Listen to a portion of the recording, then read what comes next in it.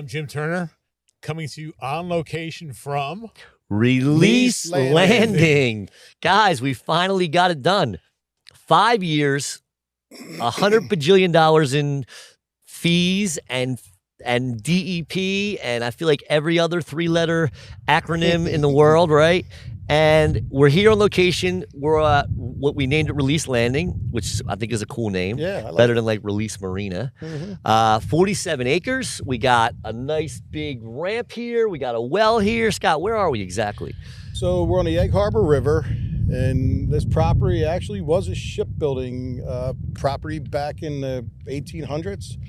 One of the neighbors here is actually from the 1800s. He's from the 1800s. That neighbor might be from the 1800s. Have you seen that guy? He might be. He might be Or from the his 1800s. family. He's original to the property. He's bloodline to the original. Yeah, maybe we could get him over here one day and get some of the cool stories. But it was a long I feel journey. like he's watching us on a high-powered I hope he rifle doesn't scope hear what I right just now. said about it. I feel like there's a deer stand over there pointing our way. You do have a red dot on you.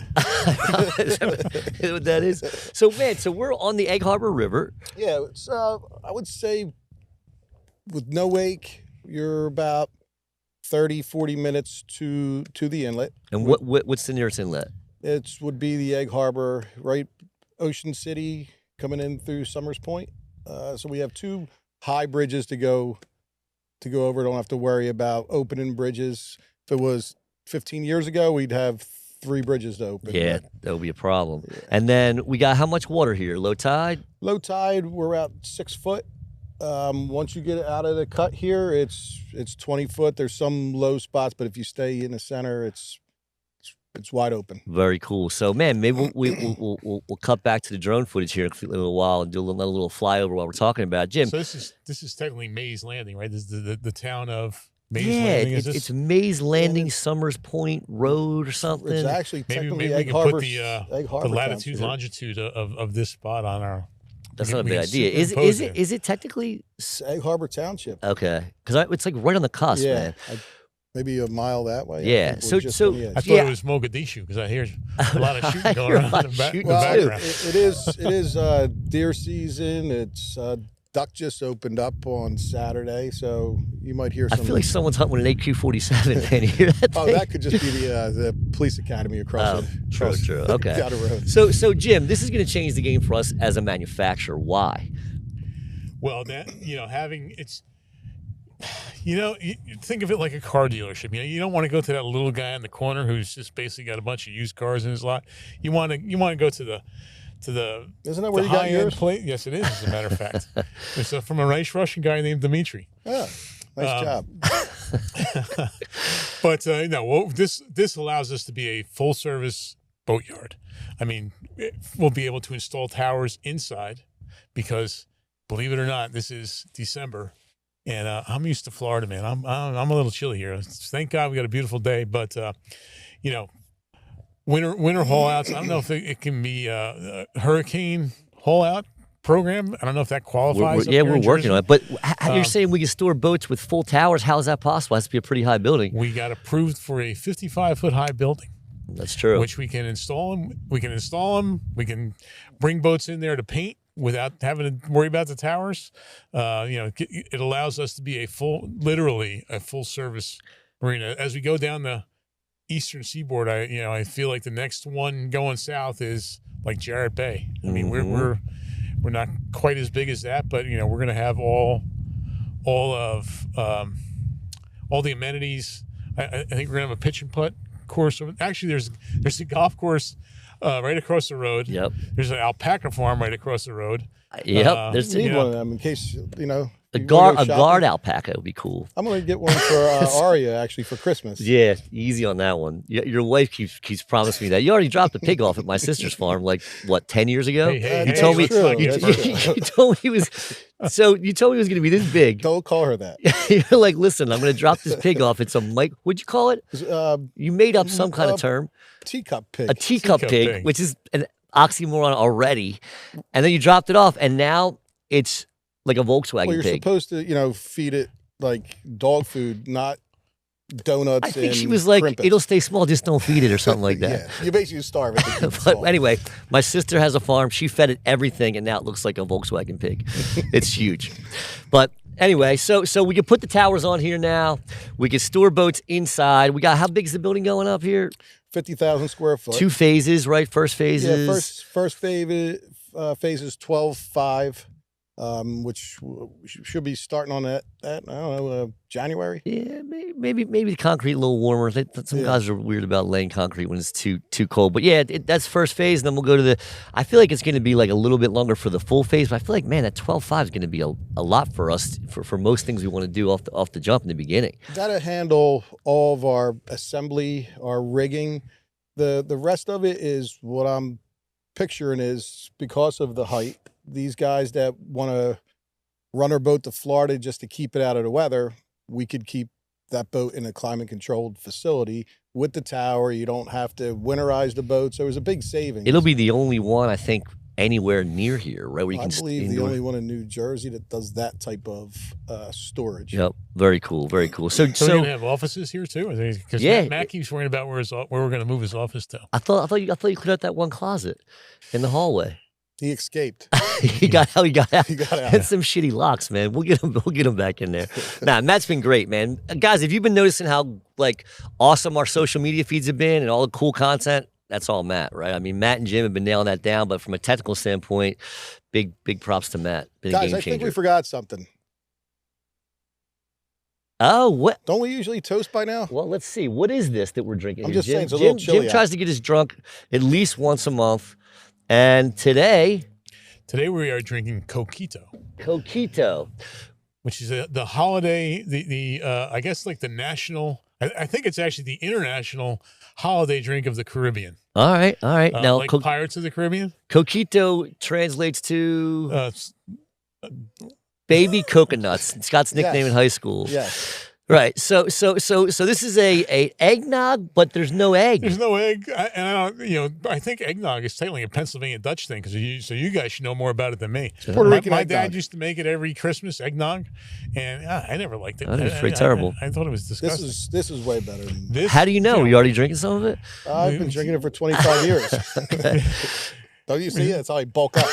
Yeah, true. This is definitely not a low-cal drink here. This is a combination of rum, obviously. There's coconut cream, coconut milk, coconut juice. You're coconut making me oil. I don't thirsty. know. We could talk about it all day, or we just do a toast and try some. It should warm us up. It's a little cold out What here. about Matt? Is Matt having any? Yeah, we'll pretend he's having some. He always drinks after the show. Oh, So I'm going to do a let's toast do here. the toast first. And I'm going to say, here's to the winter warrior captain, the man who swears the bite is better because nobody else is crazy enough to go. Your hands are cold, your coffee's gone, but your optimism still runs twin turbos. Here's to you, the frostbitten philosopher of the December Blue Water Run. Cheers. Cheers. Cheers. That's Much good. smoother than we're used to on these episodes. Joe didn't do it a shot of it for a change too. That looks a little heavy for a shot. But Yeah. I'm getting cinnamon. I'm getting There's like, a lot of cinnamon in this. yeah, This is I like it. So one of the guys in our shop made this one. This is I think Pablo made this one. Oh boy. So this is actually a Dominican version of Coquito. I kind of want to guess. make French toast in it, man. You know what? I brought this home last Thanksgiving. And I made French toast with this for my family. And everyone was whacked. Oh, they loved it. Oh, Theoretically, the alcohol cooks off. okay. But I also use this to make bread pudding for Christmas. That Also a sounds wonderful good thing. too. Yeah, you just gotta crack up. And is this what we're drinking right now? It is we're using all Rondo Barrilito rum. Okay. It's it's over like one of the oldest rum brands. This is the good stuff. This is 3-star. They do. That's the best stuff we're going to use in Coquito. All right. That way. Fair enough. But yeah, this is I love this rum. I think it's good. So do I. Delicious. And I actually like this. This is a lot of cinnamon. This is pretty heavy on the cinnamon, I think. Yeah, I like it though. Well, we have a couple more batches we could try out. Yeah, we'll go. keep it going. We'll add some extra flavors. But listen, I want to talk a little bit about the shop. We did the shop walk, right? And shop walk. I mean, technically in the shop, like what's going on right now, Scott? So we have a lot going on. As we spoke about in the last episode, we have a few 55s getting very close to actually coming here. It should happen right after January. Sometime in January, we'll have 2 of them coming here to get fitted with the fly bridges. We can't get them down the road, which is one of the main reasons we wanted this place. Then we have that 46 Express boat that's going to be hitting the water next week. Very I'm cool. excited about that. It's twin 1200 mans.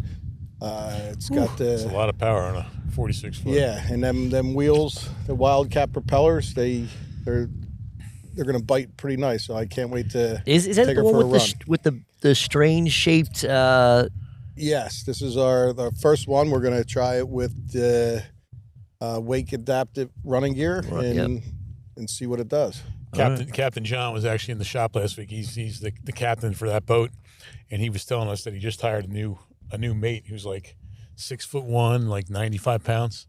So he's going to be perfect in that engine room. He's built like you. Yeah. Same stuff. So Jim, what is Shop Walk, man? I mean, I've been watching. How would you explain it for those people who've never seen it? So what it really is, in my opinion, it's not anything that we script. It's just bringing people through our shop and like pulling the curtains back and showing them everything the way it is in real life. It's not staged. You know, we like Matt's always asking me, can we come in on a Saturday when nobody else is working? And I'm like, no. You want them to see? Yeah.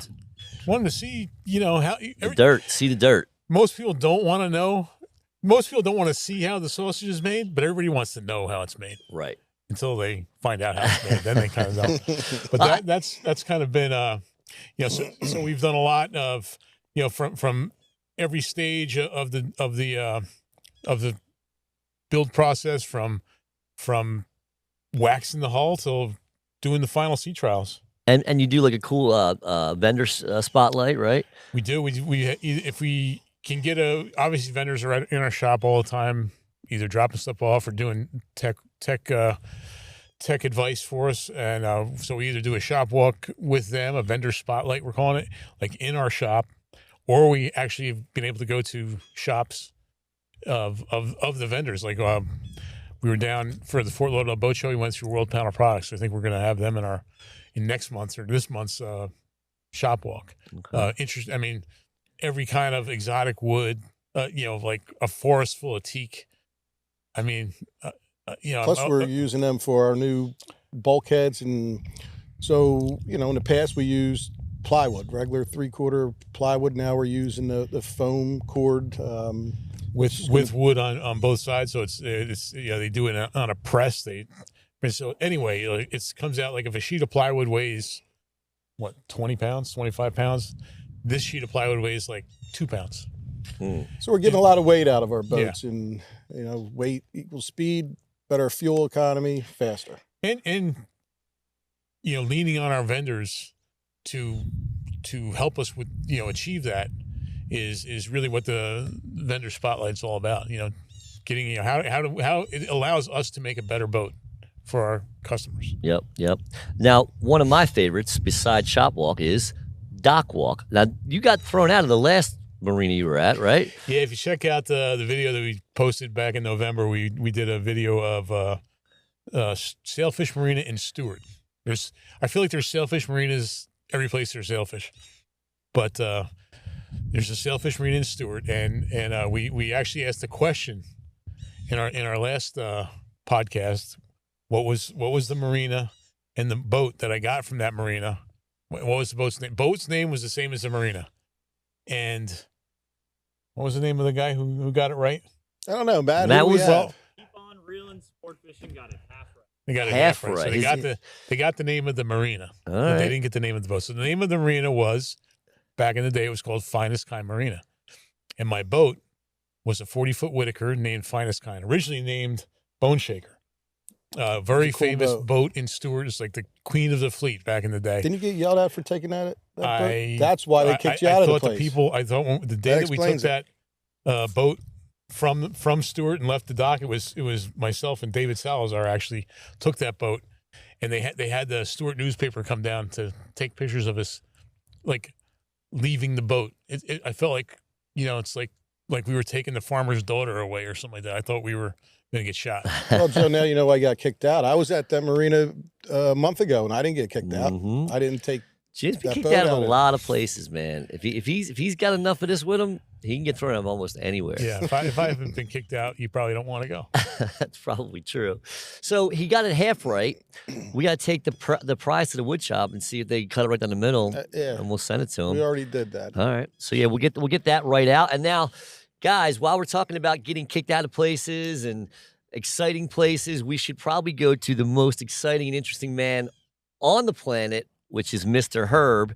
Jim, who's Herb and why do we care about him? So Herb is a good friend of mine. I've known him for, God, now I can say decades, right? When it's more than 20 years, you can say decades.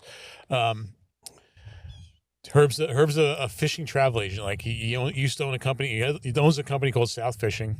He was one of the first guys that pioneered fishing travel to Venezuela.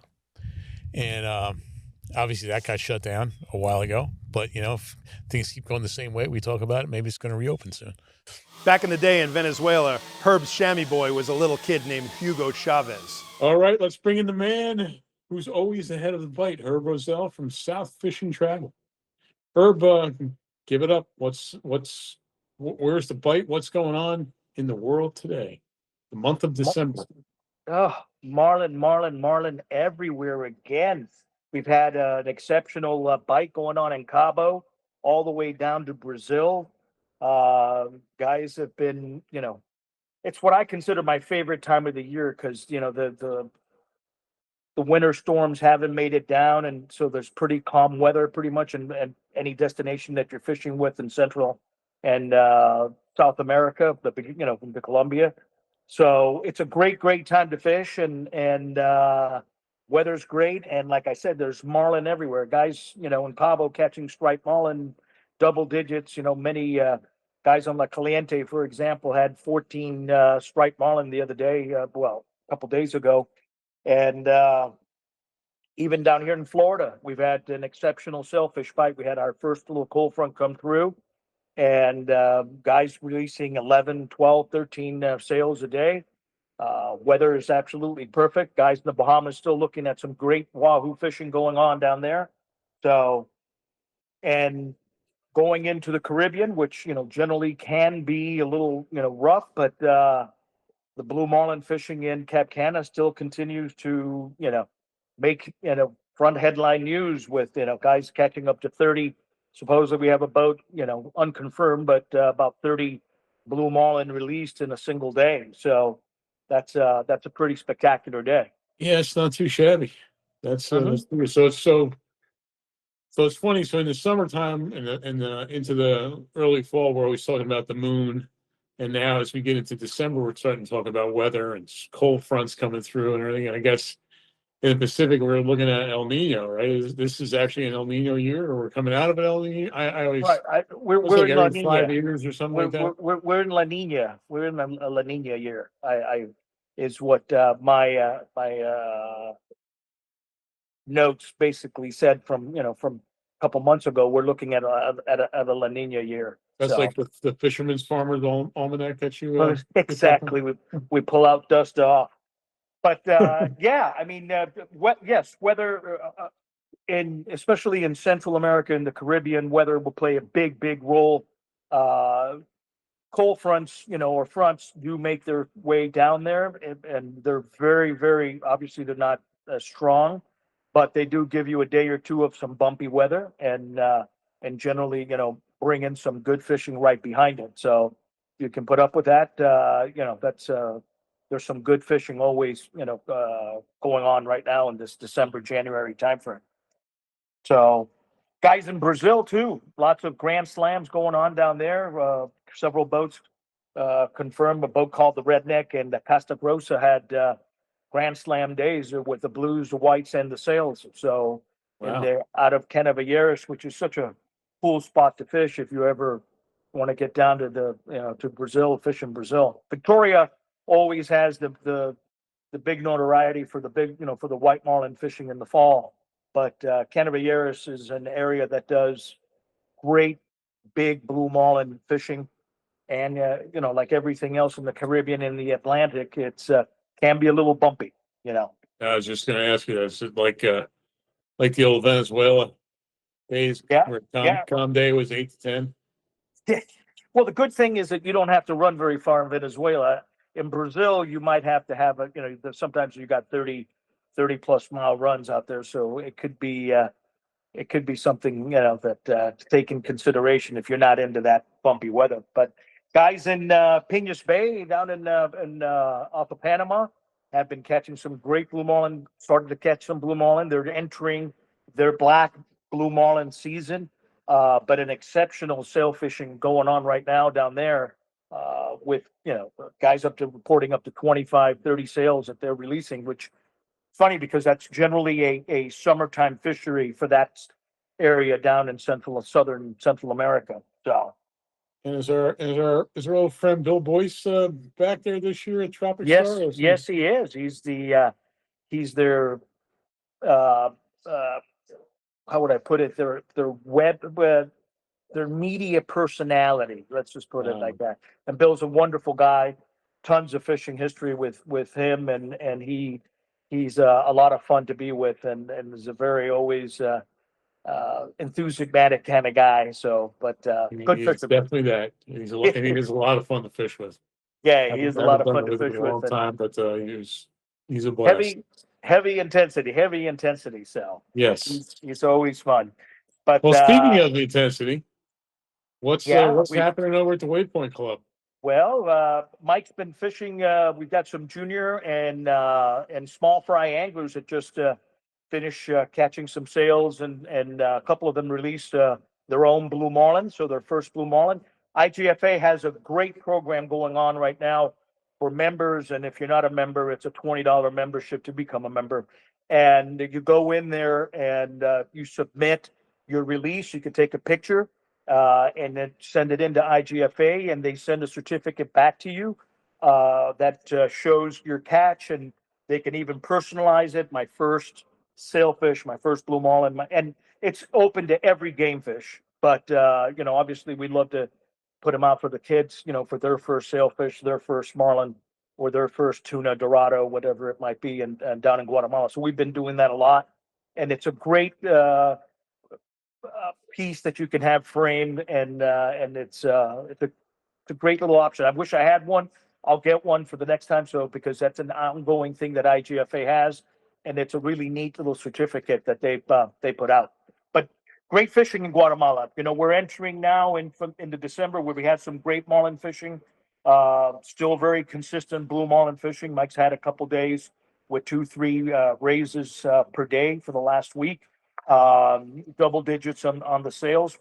So like I said, with these smaller kids, but we're entering into the January, February, March timeframe, into the January, February, which is our time of the year where you hear about, Guatemala, where it gets its reputation for those 40, 50, 60 fish days.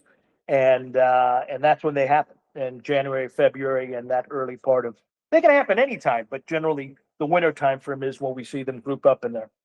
Yeah, I think when Tim Schode first started keeping records down there, he recorded 50 fish days in every month of the year. Yeah. But And grand slams too. I mean, we had a fair number of grand slams, even in the summertime, which generally, you would think, but no, we've had some exceptional fishing in Guatemala lately. So sail fishing is a consistent double digit. Basically when you go out, where you can count on pretty much a double digit fish day. And then we have, the Dorado, big Dorado now in December, and then the smaller fry, when we get into the springtime fishing. Yeah. Well, speaking of that, Matt and I were talking yesterday about things to get things that wives can get their husbands, or husbands can get their wives for Christmas, and I can't think of anything better than a trip to Guatemala. But it's usually booked like a year in advance, right? You got any Well, we last happen minute, to have, if you want to spend New Year's in Guatemala, we happen to have that last few days of December and in the first couple of days in January open. So if you want to come down, always a great time. Lots of fish. There's no better way to bring in the new 2026 than with a couple dozen sailfish and a couple blue marlin there to start off the year the right way. So It's a speaking new of thing. Christmas gifts, what's your cigar of the month there? What do you? Well, what are you- this what are is you an puffing on today? Arturo. This is an Arturo Fuente Añejo that only comes out in the this time of the year. It's a Connecticut broadleaf binder and filler, and it's dipped in cognac barrels, so it has an incredible taste. This is a 5 1/4 by 50, and it's just a great cigar this time of the year. Arturo Fuente does a lot of this Christmas, New Year's kind of releases, and this is an exceptional one that I always look forward to smoking. So it's a great cigar. Yeah, they really don't make a bad cigar. They're super consistent and one of the bigger growers in the world, I guess, right? Still. Absolutely, yeah. They're actually probably the biggest grower there is out there in the Dominican Republic, which brings me to the Dominican Republic rum, which I love.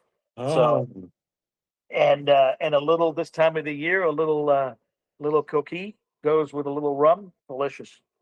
yeah. We've been having the same thing here. Yeah. Excellent stuff. Spread a little bit of holiday cheer early. Absolutely. All right. Well, hey, I can't let you go without us giving a shout out to our boys who went down to El Salvador last month on the Intensity, Yep. and they had a pretty good little tournament there, didn't they? Yeah. Well, that was Mr. Bill Pino from Squid Nation.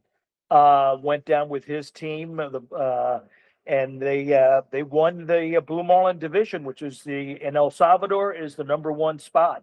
So and made out like bandits. Got a BMW and a little cash and all the bragging rights for next year. So those guys have been doing a good job, almost placing every year. But this was the first year that those guys got in there in the first place. So congratulations. Are they to gonna all leave those that BMW in the garage at the Waypoint Club for us to use when we're down there?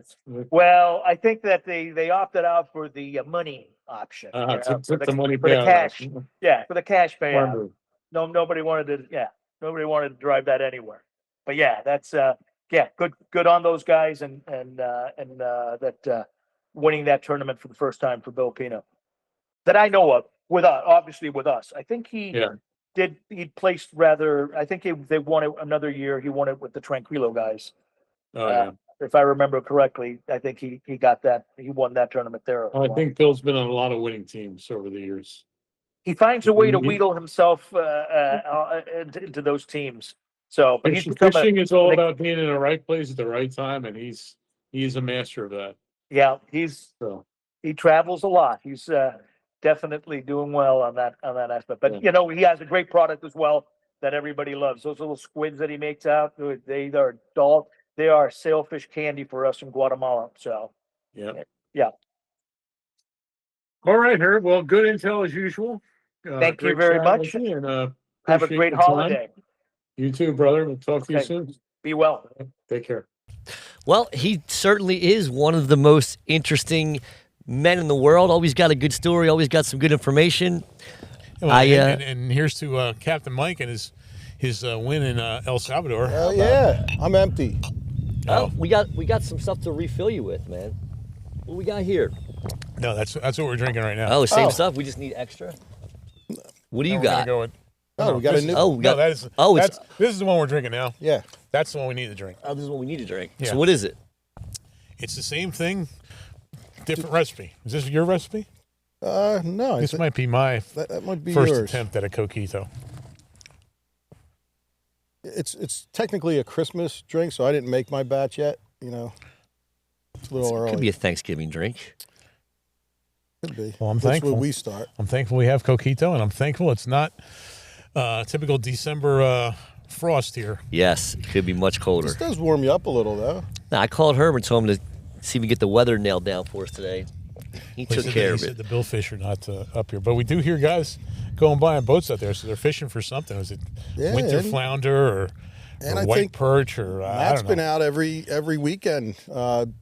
Bluefin. Shh, I think that's illegal. No, you're frowned not upon. keeping them.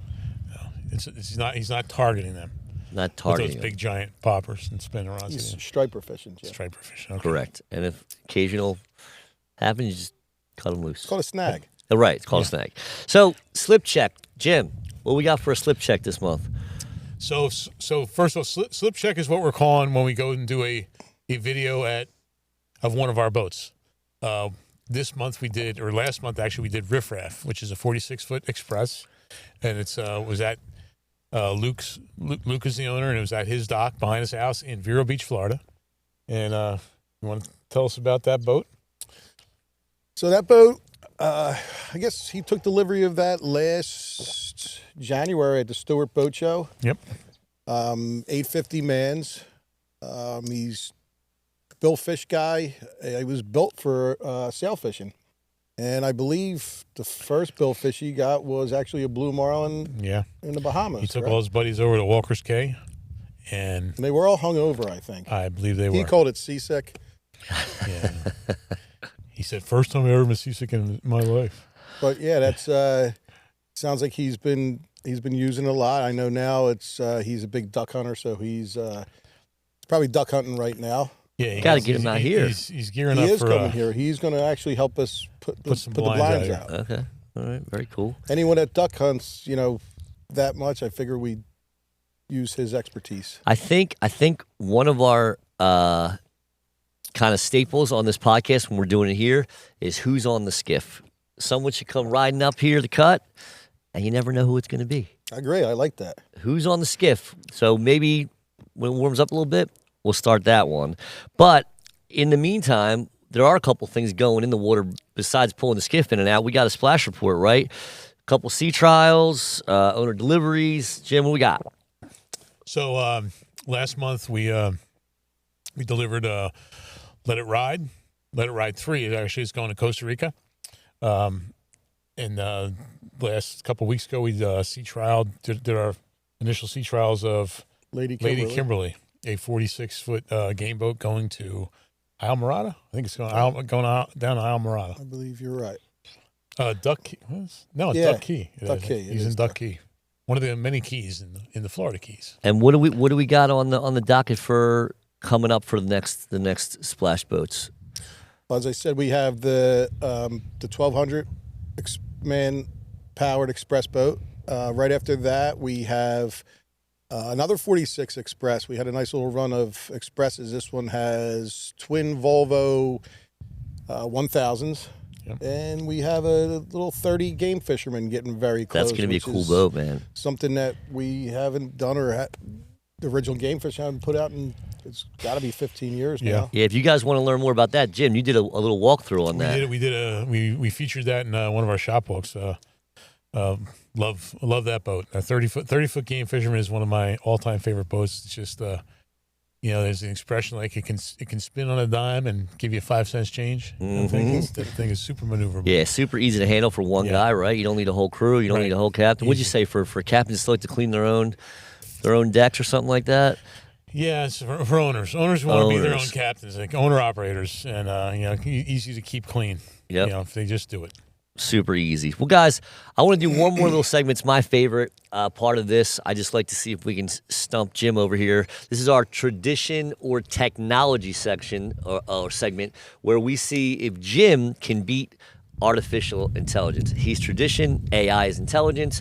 And my question that we're going to put up ChatGPT here on the screen so you guys can see the answer, but Jim will not be able to see the answer. The question, Jim, is what's better for catching billfish, fake bait or live bait? And you'll see we're typing in the same thing to ChatGPT, and we'll see what his opinion or her opinion is, or its opinion is versus Jim. Well, as usual, I have a multifaceted answer to that question. Live bait, obviously, if you're in South Florida, you're kite fishing with live bait. You're generally doing that over structure or over a break line like the 20 fathom curve or something like that. So when you know where the fish generally are, like over a wreck or a reef or something like that, live bait is pretty tough to beat. But dead bait, which used to be alive, but it's real, it's a real dead fish. You get to cover a little more ground because you're able to troll faster. So, guys who dredge fish now, up here, we're fishing for white marlin. I don't know. Does anybody use live bait? No, I don't know. no. You know, everybody's trolling. Just call them dink ballyhoos. You know, it's you can still cover ground because there's never, you know, fishing out here. Yeah, we're fishing the canyons or whatever. There's not like structure like a reef or something that's holding the fish. So, to answer your question in a roundabout way, dead bait is definitely better. All right, so My ChatGPT. best day has been on neither. It was on. It was on a fly? artificial. On a what? fly, yeah. All right. So sorry, Jim. ChatGPT disagrees with you, bud. But can't win them all. Now, well, guys, listen. This is very exciting for me to be. This is a groundbreaking kind of like historical day for us. I mean, we're live on site from something that could be around for the next 500 years. I mean, well, it's already been here well over 100 years, right? It yeah, started back in the 1800s. I mean, this release landing. I mean, we should do a little walkthrough here and talk about it and show it and show what it's going to become. But it's a piece of history. I think it's always going to be here, and it's really exciting. I mean, Jim, you got any kind of final thoughts about what this means? I think you know, it allows us to really go become real boat builders, right? Because now, you know, we go to the next level of boat builders where we're building them, we're servicing, we're modifying, we're restoring boats. We can do everything now, and not only that, I mean, we can do our 55s. We're Well, hold on. launch. So, I know where you're going. I see a twinkle in your eye. We're about to talk about here, but before we do that, Scott, wouldn't you say that like the big dogs, like the real boat builders, aren't they all some way tied to a marina in most cases? Yeah, I mean, a lot of them have multiple marinas. We can do anything now. We could service. It's great for our customers for warranty. It's going to be great for the, you know, duck blinds and stuff like that. Mm-hmm. Maybe we'll do live from the blind, live from the stand. I like that. Oh, live from the blinds. I like that. But seriously, I think this is a huge deal for us. It just gives us, you know, the advantage to help all of our customers and be able to do rehab work and service. Are we going to be able to pull a 55 out of this well? Actually, be able to haul out something much bigger, but we'll get into that later. Well, listen, I understand why you want to get into that later, but you guys might not have to wait till later, right? If they check out our newsletter, Jim, which I think is really cool, sometimes they get some sneak peeks into the future. Right. In this month's newsletter, we talk about the Patek Philippe Nautilus. And the reason I talk about it, which is a watch, and it's a very famous watch that was designed by a guy named Gerald Genta, famous designer, much like Donald Blount, Erwin Gerards, those kind of guys. But he was tasked with building this watch that became an icon. And he did it in 5 minutes on the back of a bar napkin, something we talk about all the time. Like, I mean, we used to design boats on the back of bar napkins. Still do. You know, it became one of the most iconic, mythical timepieces in the world, and it still is. I think one sold at auction for like $3.5 million or something like that. Crazy. For a watch. Have you seen this?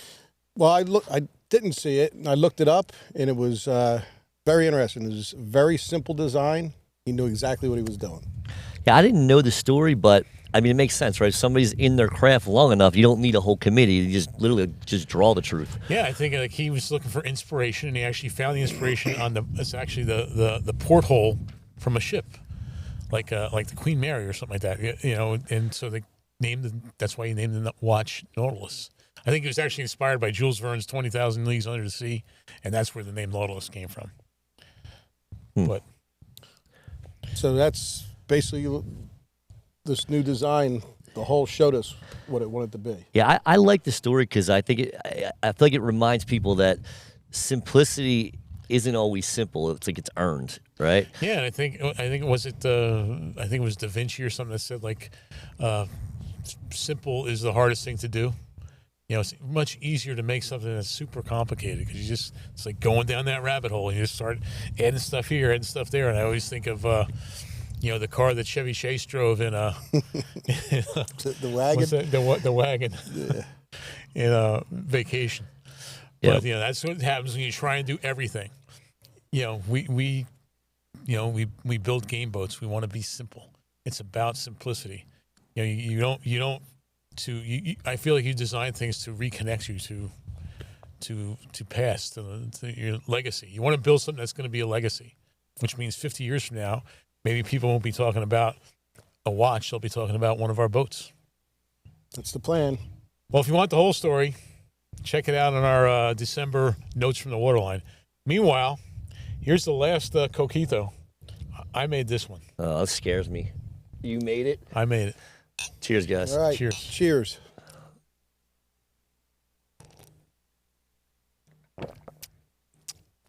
It's a good one. Strong. Tasty. So, Jim, this is a good one, man. It's stronger than, I feel like you always pour them heavy, but it's delicious. It just seems extra powerful, like you like them. I wanted to put some Rondo Barrilito 4-star as a floater on top of it. Like a shooter. Yeah. Very nice. Layer it like a tequila sunrise kind of thing. Yeah, whenever I go to the Caribbean, they put the 151 shooters on. You ever get them? It's like a frozen margarita. I think That's it's a good illegal. name for a boat. That is a good name for a boat. We should try that. So, Jim, take us out, man. This was a good segment. Well, here's to tradition, technology, legacy, life. In the spirit of the holiday season that's upon us, I wish all you guys happy holidays. And Same to you. And here's to the future of Release Landing. okay. Now, are we doing our January podcast from this same spot? We'll see how the weather goes, bud. You have some sort of a heavy heated coat that'll make you come out in the winter. I might need to bring my electric blanket. I'd love to see it. All right, guys. We'll see you next time on Notes. What is it again? Beyond the Beyond the Bulkhead. bulkhead. See you later.